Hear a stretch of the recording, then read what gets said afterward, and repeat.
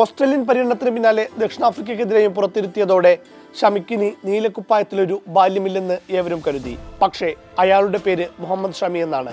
Shami ഹീറോവാടാ, hero. Ranji ട്രോഫിയിലും പിന്നീട് മുഷ്താഖ് അലി 2020-ലും ഇപ്പോൾ വിജയ് ഹസാരയിലും 3 ഫോർമാറ്റിൽ നടക്കുന്ന 3 ടൂർണമെന്റുകളിലും ബംഗാളിനായി ഷമി അതിഗംഭീര പ്രകടനം പുറത്തെടുത്തു.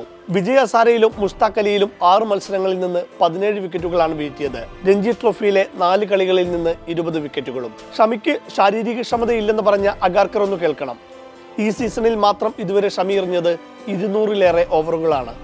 കൃത്യമായി പറഞ്ഞാൽ രഞ്ജിയിൽ 145.2 ഓവർ, മുഷ്താഖ് അലിയിൽ 26.5 ഓവർ, വിജയ് ഹസാരയിൽ 34.2 ഓവർ. പിന്നെ ചിലരെങ്കിലും പറയുന്നത് പ്രായമാണ്.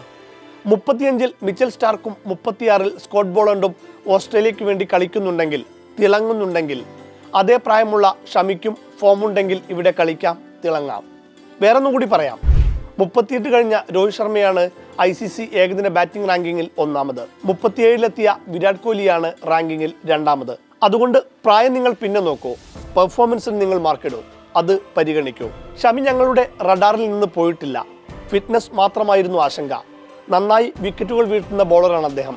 2027 ലോകകപ്പിൽ ഷമിക്ക് സാധ്യതകളുണ്ട്.